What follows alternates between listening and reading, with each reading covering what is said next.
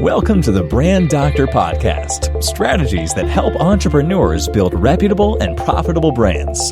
Here's your host, Henry Kaminski Jr. The anatomy of a great social media marketing ad. That is today's topic of conversation on the Brand Doctors Podcast. Today, I have an amazing guest, Chris Madden. He's the founder of Matchnode, and it's a social media marketing agency that helps businesses drive more attention and drive more revenue. What's going on, Chris? Hey, Henry, how are you? Thank you for having me. Excited to talk today. Dude, so am I. You are like quite the ninja when it comes to this stuff. I was doing my homework on you, and I said, wow, this is amazing that I got this guy on my show.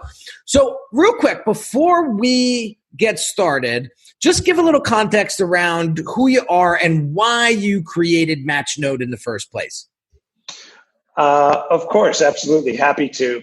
So I'm a career entrepreneur my whole life. I've been an entrepreneur. My parents are both entrepreneurs. So I'm one of those people who, I had one maybe kind of traditional salary job in my life. It was my first year out of college, and I haven't gone back. So all of the different twists and turns of my entrepreneurial journey involved sales, marketing, selling things generally, as well as technology. So after a video game startup that had the esports space for some years that started in New York City, it took me to the Bay Area and California, where our partnerships and fundraising was happening. I left that business, and after just years on the road of grinding through that startup, moved home to Chicago, where I was born and raised.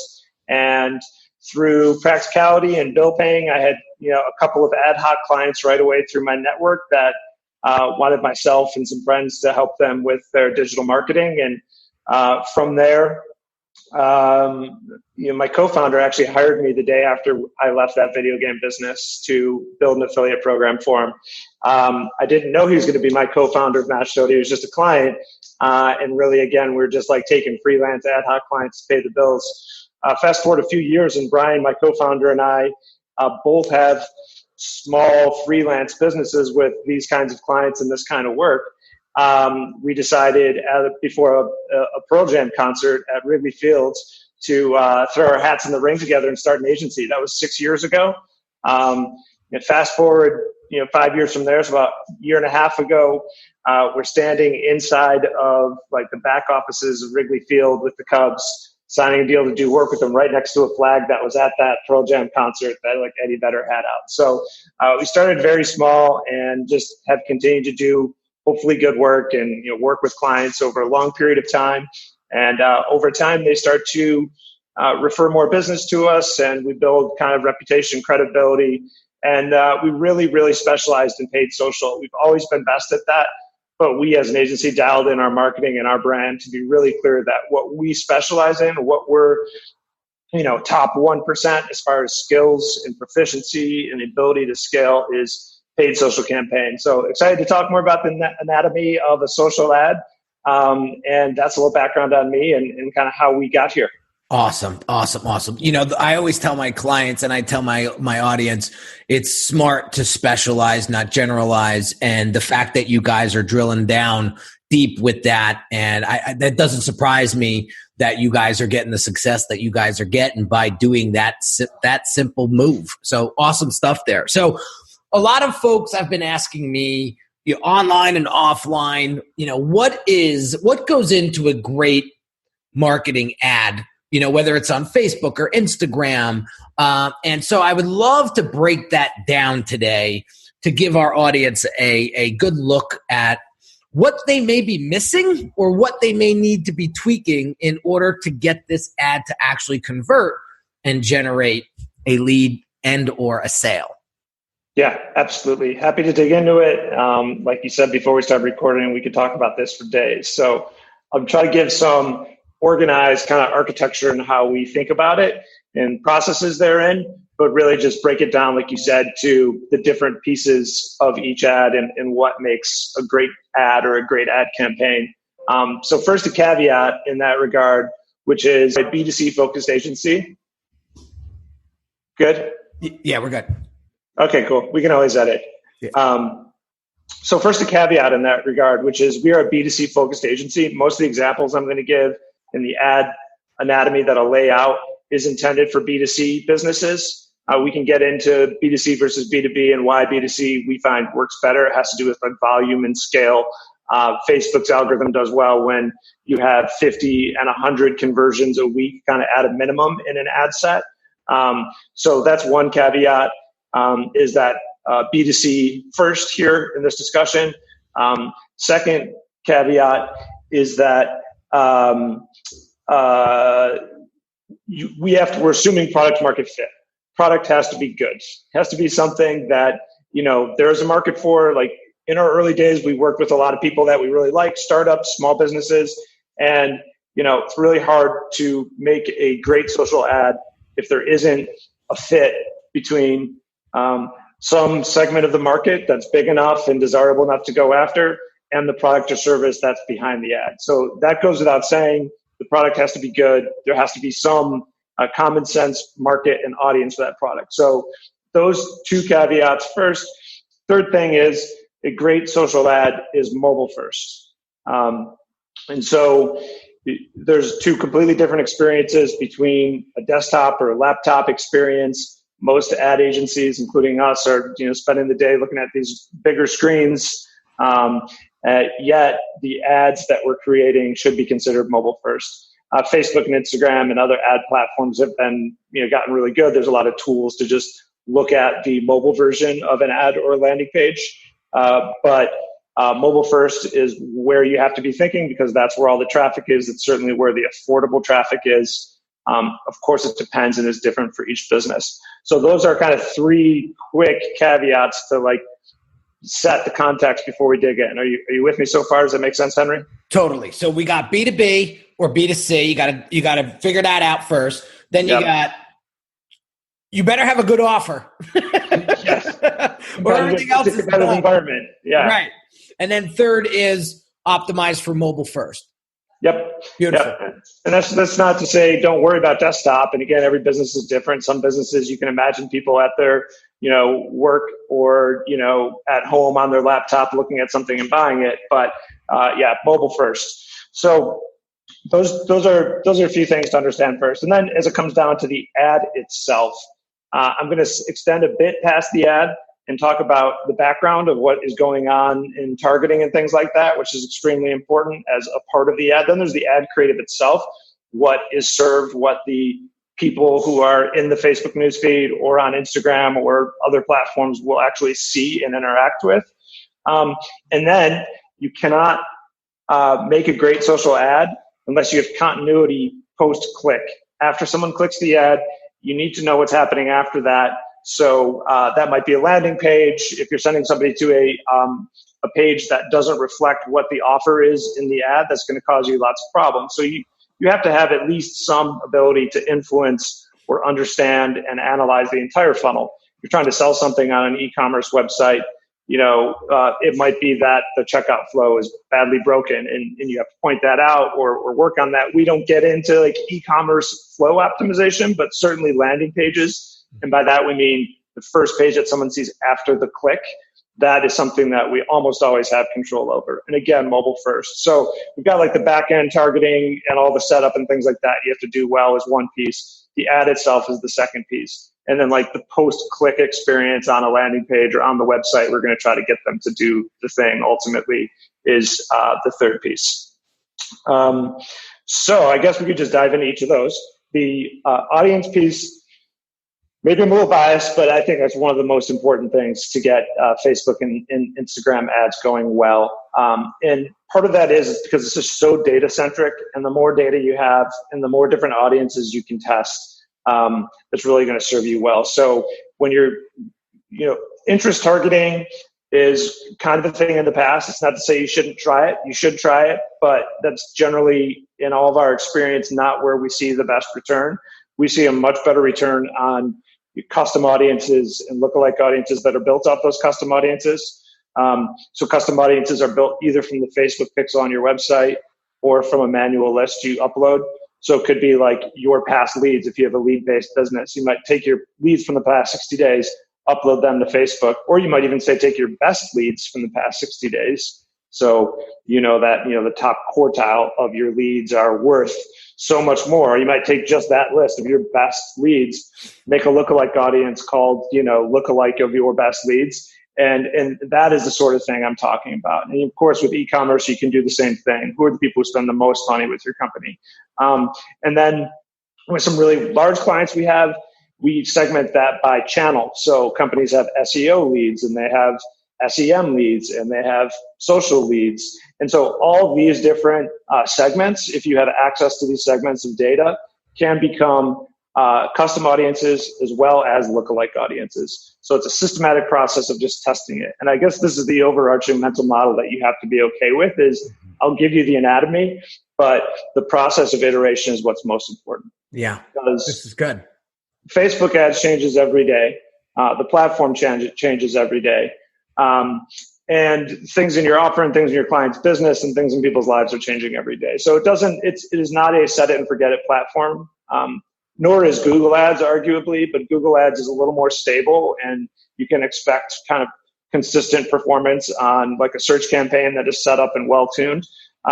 In Facebook ads, the thing that is making hay for you right now on June 26, 2019 is totally different from what's going to work in December. Mm-hmm. And so if you're not out on the edge and learning the new things that the platform is rolling out, then you're going to have a hard time getting in front of that next thing. And so I'll give some examples by the end of this of what that new thing is. But going back to the anatomy, the setup and the audiences in the back end is really important. Then there's things like formats and placement. So very simply, you can imagine the desktop news feed, the mobile news feed on Facebook, as well as Instagram. Those are three primary placements. There's the right-hand side, there's Messenger, there's all of these placements. And so the latest guidance from Facebook on what's working is you just choose all placements. You don't say, I'm just going to run this on Instagram and I'll run that on mobile Facebook and run that on desktop Facebook. We used to do that. It's no longer what we're doing. It's no longer what works. So do all placements and test a lot of different audiences. Those are the two big things for kind of the back end setup. Then the ad itself, creative. So you hear me talk about the audiences that we're actually going to target are all database. For the creative piece, for us, it's really important to understand who the person is on the other side of the ad. It's really important to write ads and make ads that have some empathy for the person on the other side of the ad. So you can kind of understand what their problem is, what they're looking for. You have a product or service that's going to improve their life somehow. So like, how do you weave that story into their life in a way that is appropriate for the fact that you are in the Facebook mobile newsfeed, for example? So image heavy, video heavy. Those are two different ads potentially. One is still image, one is video.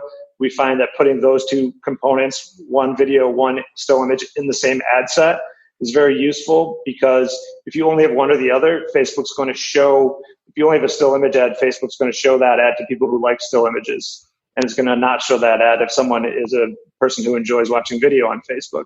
So when you put them both in there, you're going to reach more of your audience.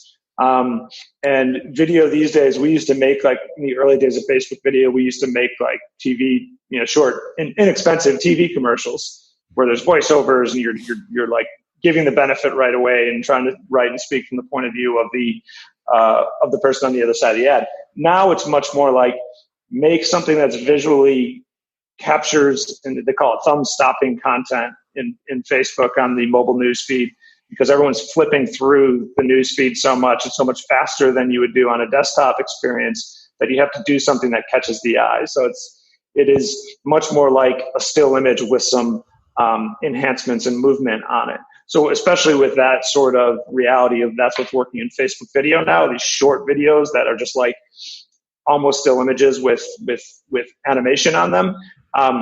Those two things in the same ad set really make sense. And so going back to like messaging though, that's pretty tactical as it comes to creative. On messaging, this is where qualitative information is really important. And so we're extremely quantitative agency, we're extremely data driven, but we at this point have talked a lot to our client and the brand on the other side of the ad, and hopefully they know very well who their audience is, what particular segment this ad is for. That would certainly affect the creative, because for the same client, we might have multiple products that we're advertising to multiple segments. That would certainly change the creative. So, we could have a whole other podcast about copywriting and about, hero images and how a good ad lays out just on this creative piece that we're just kind of scraping the surface of. But, just a few basic things is like, we very much believe in being clear rather than clever. Some people try to be clever with their ads and clever with their writing. And we're like, what is the fewest number of words we can use to get this message across? And I'll talk a little bit more about this in a second. We go to the landing page piece, but of course, copywriting is completely fundamental. And again, we're trying to just be concise and clear is really our goal, and writing from the point of view of the other person. And how do we find out who that other person is? Well, we talk to our clients about that, like usually more in our imaginations than in reality, like the day in the life exercise of what is this person going through on a day-to-day basis in their job and in their personal life. And so therefore, how should you write and talk to that person? So those are the kinds of exercises that we do when we're thinking about ad copy. Ad imagery, again, we're mixing video and still images. These still images, very often a picture of a person is going to work better than a picture of a product. A picture of a person using a product is way better than just like a pretty picture of your product. There's a lot of creative things going on with carousel and mobile video that there's a lot of apps and tools out there that you can use to like cut up your image into a bunch of small images. So when you flip through it on a carousel, it looks like one big long image. Lots of tools and things pop up that are very useful, and it changes all the time, as I said. So that's a bit about the creative piece. So now we have like the back end audience set up.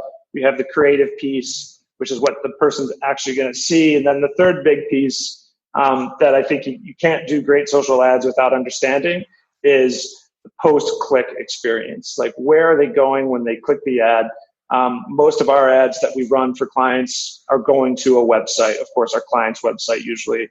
And sometimes, we're coming up on the 4th of July in the United States. And so there's a lot of promos and advertising with the 4th of July in it. And if you have a 4th of July ad and you send them to a website that doesn't say a word about the 4th of July, like, you're really cutting yourself off at the knees.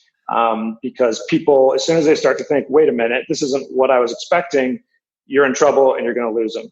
We're trying to convert 2 and 3% of those people, and you start to give away obvious things like that. So a 4th of July ad that leads to a 4th of July landing page, maybe there's a few products there. They can click from that landing page directly to the product, which is like on your website and has all the e-commerce connections, everything like that. That's more what we're talking about on a landing page experience. So we could do another podcast about landing pages, and 30 minutes would not be enough to talk about all of that. But again, mobile first, we talk about continuity between the ad to the landing page, because again, and that should also connect to the audience if we're doing like kind of a pretty segmented campaign, which is usually the case. And then, writing for being as clear as possible. There's all sorts of great tools out there to help figure out if people understand what's happening in your landing page very quickly, because you have just a few seconds as they're going to flip through. So you need to write in a way that they get the headlines and it's very clear why they're there and what it is, and that it confirms their expectations. Site speed is so key. I think we've run into some clients who don't believe us. We're like, your site takes 4.5 seconds to load. Here's these things we can do to make it load in 2.5 seconds. And sometimes they're like, well, that doesn't seem important. It's like, so important. We have a lot of very sophisticated clients that understand how important it is and tell us very clearly that they know it's important. Let's do everything we can to make it load faster. There's some stat, I think I'll butcher it, but it's like every second of load time decreases your conversion rate by 20%. So there's so much, and if you give them a slow landing page, especially on mobile, say they're connected, on the bus or something like that, you're going to lose them. So as you can hear, there's all these pieces laid out. And you turn the first thing on, you get the best version and iteration you can when, say, if we're working with a new client or a new campaign that we haven't run before, you turn it on, you hope for the best, but that's never the thing that works. And so you look at the data that comes in and be like, is our landing page not working? Is the ad creative not working? Is there something about this audience we think is wrong? And usually when you do it as much as we do, you can kind of use the data and your intuition to figure out where the weak spot is. And you go and you run a test and you prove it. And then the numbers start to work. So that is a lot of me talking. That's the anatomy of the ad. And that's how we iterate. And we suggest that anybody iterate when they're trying to convert social ads. I love it. I love it. You're spot on with all of it. You know, I took a deep dive into this when I started to get into digital marketing, as I was sort of transferring from a freelance designer to a more of a strategist role. So I had to really educate myself on digital marketing and really understand. And everything that you said is dead on. You know, and this is where we'll get into the doc's prescription, because I think these are some highlights. I mean, not to reframe the whole conversation, but these are the biggies that I saw, you know, right away. One is really knowing who your audience is and being empathetic to them and speaking to them in a language that they understand. So I love what you said, clear, not clever. And I am a firm believer of that. And I also would say, don't waste words. Yeah. Don't waste words. You know, there's this thing called memory buffer. And what happens is when people are reading things, they're storing that information in their short-term memory. Mm-hmm. And they're going to process that in a way that is going to make sense to them or not make sense to them. So the more words you add into that, the more they have to buffer and the more confusion you're letting into the conversation. Yeah. So don't waste words. All right. And last but not least, I love what you said when you said, we need to start paying attention to thumb-stopping content. And so I'm not telling you to dye your hair purple and run around naked. That's not what I'm talking about. Because that'll get you a bunch of views. That'll get you a whole bunch of likes and a bunch of comments, but they don't pay the bills. Yeah. Clients pay your bills.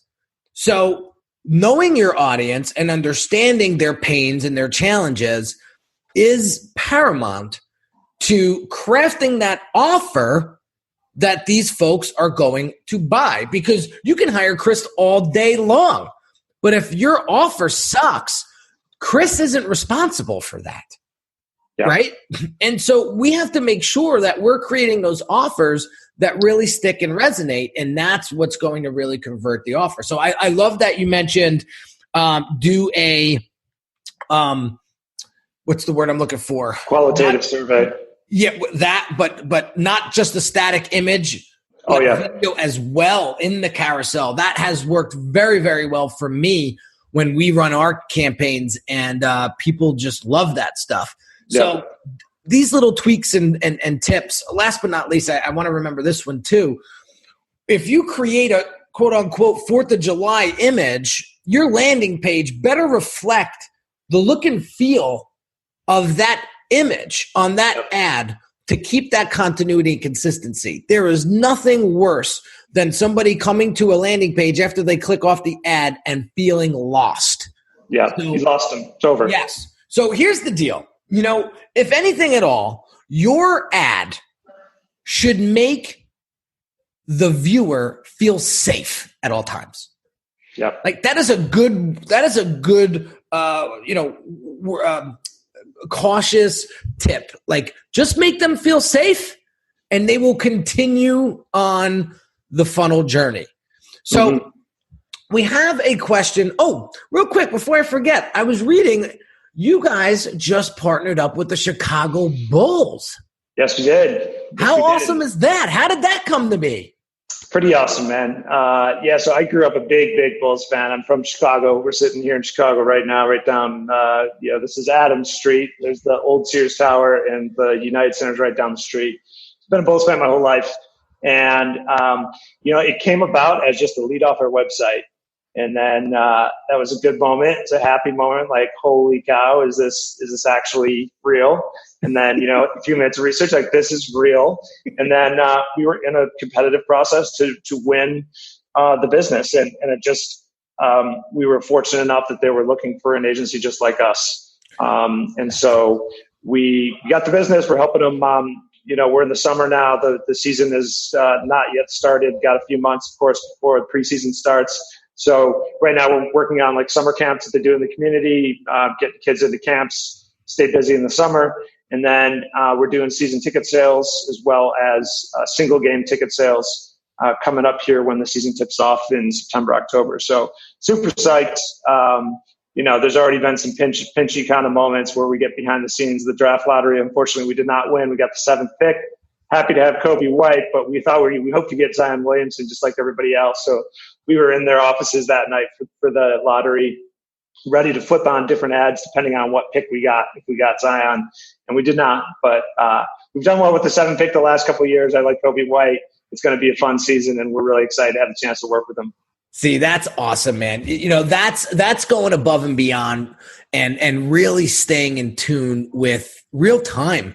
And you just do a remarkable job with being adaptive. I was listening to a Tom Bilyeu video this morning, and he was talking about how if you're not adaptive, you'll be dead in less than a year. So always staying ahead of the curve and always being on top of your game is really going to help you tremendously. Now, congrats to you, by the way. That's a big win for you guys. I hope the best for that. And thank you. That's amazing. That's awesome stuff. I've had a few of those experiences in my life too, and it's just like, wait, is this real? Yeah. It's awesome. So today's questions from the community comes from Instagram, and this question is, what's one way to help dial in my business's messaging? So, Chris, how would you answer that question? One way to dial in your business's messaging. Well, let's go back to what we were discussing previously in the creative section of the Anatomy of an Ad. I feel like there's different levels to which you can do this and execute it. Not everybody is going to go and be able to sit next to their customer or client for like hours and be like, can I just watch you and see what you're doing and talk to you? Like, you don't want to be weird. You have to like figure this out over time, but you really just have to put yourself in their shoes. And so you could do something like as immediate as like just sitting down right now with a piece of paper and spend some time thinking about like who they are, what they do, where they work, what their job is, who their boss is that like they want to impress. Like, what is the thing that if they do, it's going to make them thrive and they're going to look better in the eyes of whatever their family or their boss or whatever sort of thing, whatever sort of business you're in. So for me, it's really just spending time trying to think through who that person is and almost like internalizing what emotions do you think, what do you think they're afraid of? What do you think they're excited about? And like that, I know is a little esoteric and kind of theoretical and mental, but I really just believe that you have to put yourself in other people's shoes. If you want to message to them, like messaging to them is just like your communication. So you have to communicate to them something that they want, something that like stops their thumb, to go back to that construct. So, once you have that, like I can't possibly, my brain doesn't work in the way of like, what's the one thing? I always have to expand. So once you have that, then you go and you test it. And you test it by writing it out, and you test it by putting it in front of people and seeing what they recall. And you test, there's tools out there. I saw a video once, not that I espouse this, but I saw a video once of like drunk people quickly reading your landing page, and they get like 10 seconds and they're drunk, and then they have to describe what they saw. Like it flashes and they scroll up and down. They're like, what is this about? What did you read? So, like you said, writing in these ways that have like, they're very scrollable. And those things that you pick out to be emphasized that they're going to see when they're scrolling fast should be the thing that's most important to them. And you understand that by really putting yourself in their shoes. I love it. Listen, just to get a little tactical here, that is amazing advice. If you want to take that and apply it, because all of that theory is spot on, there's a few things that I do. One is I go to Facebook groups that are highly niched in wherever my target audience is at or wherever my client's audience is at. And I just read the comments. I read the people that are posted inside it, right? I also go to Amazon and check out some of the popular books, and I go into the reviews. I also watch Facebook ads that I'm being targeted at, right? And I read the comments of the people that are upset and the people that are skeptical. Yeah. They are dropping tremendous amounts of insight for you to pick up and use in your marketing. So that's a great tip. Yeah, there's tons of different things you could do. There's Quora, Quora. Yep. Tons of people there asking questions. Reddit's another big one. Medium, I heard, is a really good one. It's a paid piece. It's a paid platform, but you get in there and start digging around. Whew, you're gonna find things that are really heating up your audience, and you just go right in. For sure. And I totally love that. And it's great advice. Shout out to the Facebook ads library, which is also kind of a new thing. Now you can see any Facebook ad that's live anywhere. And that's part of, Facebook's moves towards transparency, like some of the criticism that they've gotten. You can now just look up any ad that's live and you look up your competitors' ads and see what their copy is. I love what you're saying about going to see what people are actually saying in real time on the internet. I, again, would just can't emphasize enough, if you find a way, sometimes working on the internet is an easy way to hide from real interaction, and picking up the telephone and calling someone who bought something from you and be like, do you have 5 minutes to talk to me about your experience with my product or service? Just asking the question directly of the people who bought the thing from you can go so far, and so few people do it. So it's all about understanding. Even if you have current clients, we have a very intentional exit strategy that we use. So when a client comes through the Brand Accelerator program, they will be interviewed essentially, and we want to know the good and the bad, right? So we will go through that process, and we will also take that and create a case study out of it. And that insight is really, really great for us, because now we know how to point our messaging, how to dial it in, where we need to improve, because we're not perfect. Nobody's perfect. Yeah. And we use that to our advantage as lessons learned, and how do we build and grow and strengthen the infrastructure of our business. So very, very, listen, this isn't brain science, guys. You just need to be resourceful, get smart with it, think it through, get a little savvy. And let me tell you something. Once you start to work that part of your brain, it gets easier and easier and easier as you continue to dial into that part of your brain. And I hate to hear people, well, I'm just not creative. I would challenge that, because I think if you just apply it, it will start to trigger things for you. So, Chris, where can people learn more about MatchNode and gather some more insight about what you guys do?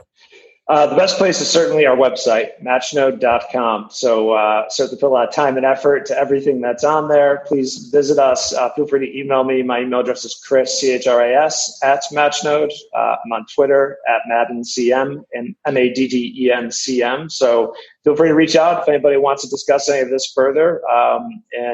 We love talking about this stuff. So always happy to chat. Dude, Chris, thank you so much for coming on the show today. You were a blast. Thanks, Henry. Appreciate it, man. You got it, man. So there you have it, guys. Another episode in the books. Don't forget to subscribe. Write a quick little written review. If you're watching this on YouTube, drop some comments below. Let me know what your biggest takeaway is. If you have questions for Chris, drop them in the comments, and I'll make sure that he gets them. And last but not least, guys, we have a phenomenal monthly coaching program that I want to introduce you guys to. It's called the Brand Doctors Growth Club. It's for the entrepreneur that wants the accountability, the focus, the clarity, the mentorship and coaching to help them build and grow their business. It's a phenomenal platform. We meet twice a month. And we dive into your current challenges, your current pain points inside of your business, and help you get those out of the picture so you can get on to drive more sales and generate more leads and start working with some great clients. So go check that out. It'll be in the description and show notes. And I look forward to having you inside the group. So have an amazing day, guys, and I'll catch you on the next episode. Take care. You've been listening to the Brand Doctor Podcast with Henry Kaminski Jr. To get your appointment with the doctor, visit Brand Audit at www.uniquedesigns.net.